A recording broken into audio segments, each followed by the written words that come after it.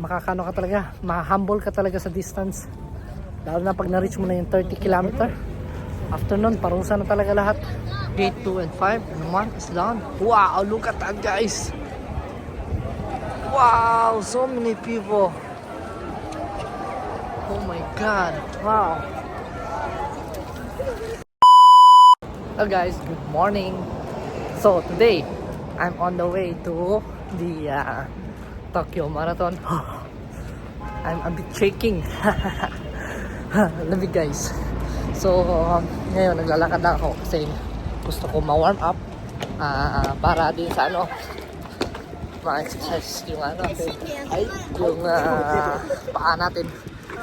Meron din tayong plastic bag. Ito yung ating yung ating mga gamit na natin, yung ating passport, ganyan, tsaka yung ating key card sa ating hotel, sapatos, ganyan, lagyan natin doon para yes, enjoy. Thank you. Thank you. Ang manang panagana sa atin, lamig.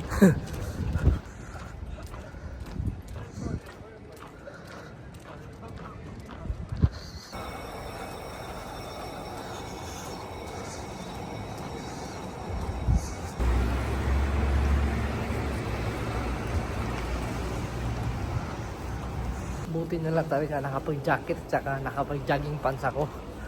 Kasi kung hindi, nginig pa tayo ngayon. Medyo nanginginig na nga ako kasi wala akong gloves. Tsaka yung yung mga yung mga pisingi ko, tigas. Parang nag-free siya.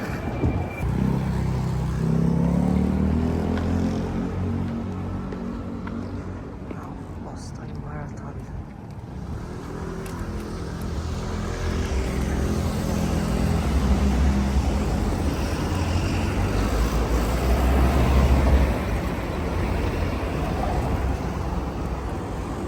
Grabe, ang linis talaga dito sa Japan, Wala kang makikita ang mga dyan, mga rubbish, Talagang disiplinado talaga sila dito sa kanilang bansa,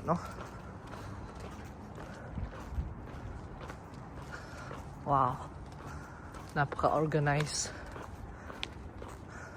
Ang problema ko ngayon, guys, kasi nilalamig na ako is naiihi na ako. Yun yung problema natin ngayon. Saan tayo iihi nito? Grabe. Yung mga kamay ko, ano lang to, nakita ko kanina sa forecast 6 degree lang, Imagine yung yung mga ibang bansa like Russia, like negative 30. Paano sila naninirahan doon, Dito pa nga lang, nilalamig na ako. Lang to, na 6 degree lang. Ay. Tsaka simple lang yung mga building nila dito, yung mga bahay, Tsaka lagi ako nakakita ng mga ganito. Para siyang lalagyan mo siya ng coins. Yung tawag doon? Yung machine na lagyan mo ng coins. Ang ganda ng bahay ko. Simpleng bahay lang yan, Wow. Look at the street. Ang ganda. Ang linis. Ayan, i-screenshot ko yung weather. Lalagay ko dito. Ayan. So, yan yung weather ngayon. Ngayon,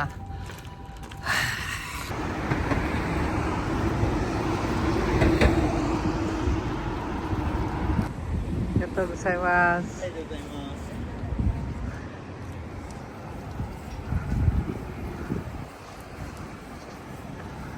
Wow. Slight right.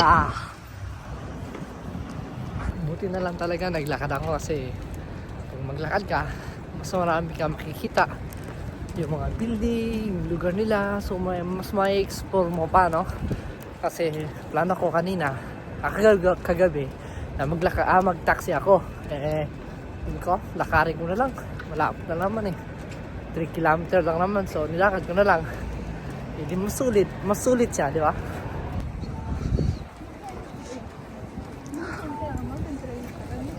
Wow.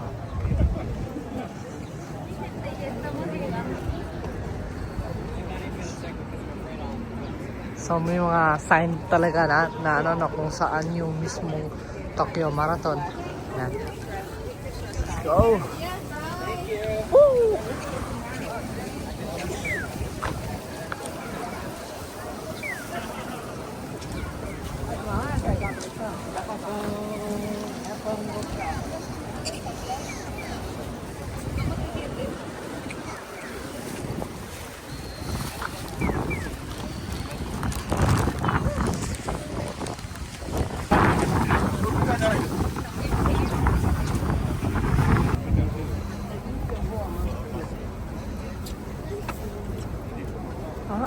So they have these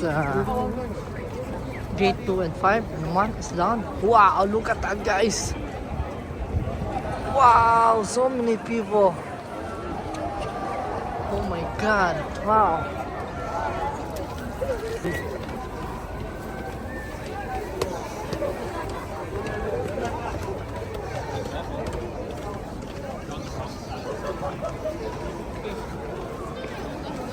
So this is the gate 1 here.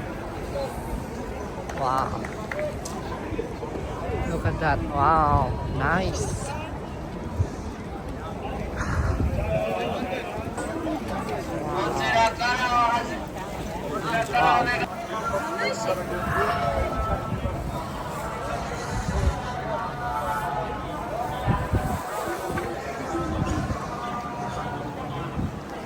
So meron silang check up sa mga baggage, no?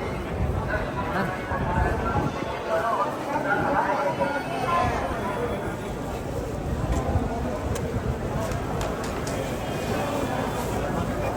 Oh, good na tayo sa security check. Tapos ito na yung bag, no? Check nila kung ano yung may mga ano ba tayo. May mga God, guys, sorry. Nilalamig talaga. Malamig talaga. Oh, dito na pala yung check in baggage. Ano. Tine-check pala nila yung mga illegal weapons, ganyan, tubig, bawal pala yung bottle of water.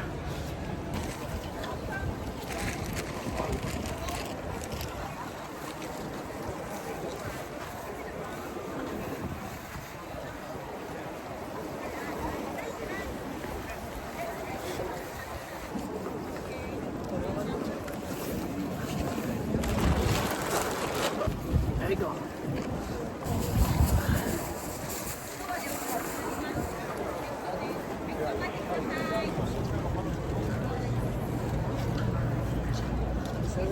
Hinubad ko yung pajama, mas lalo ko nalamig.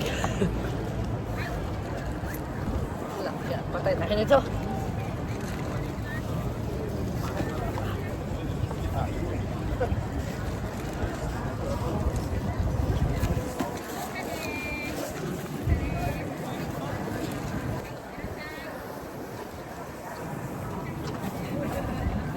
Siyempre guys, hindi natin makakalimutan yung ating gels. Yan, importante yan.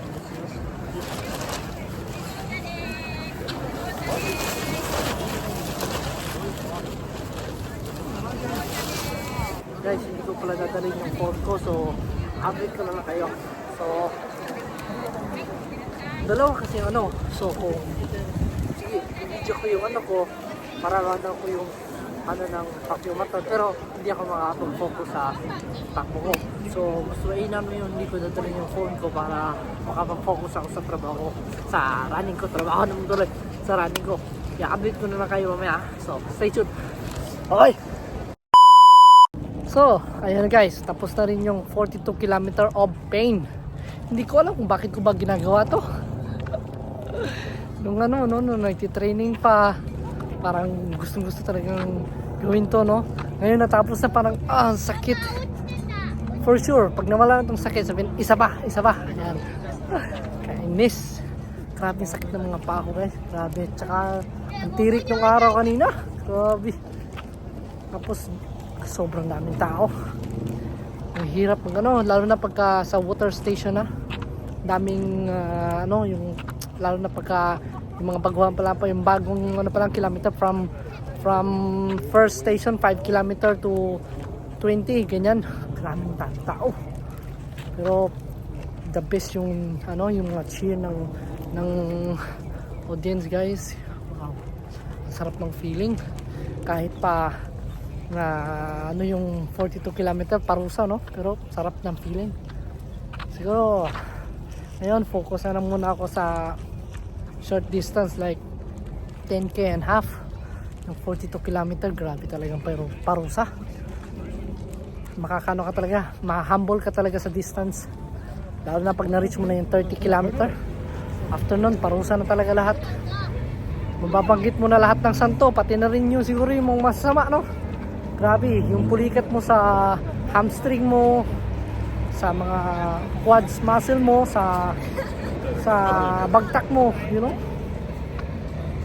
Sige na guys, parang tayo sa hotel. See you, bye!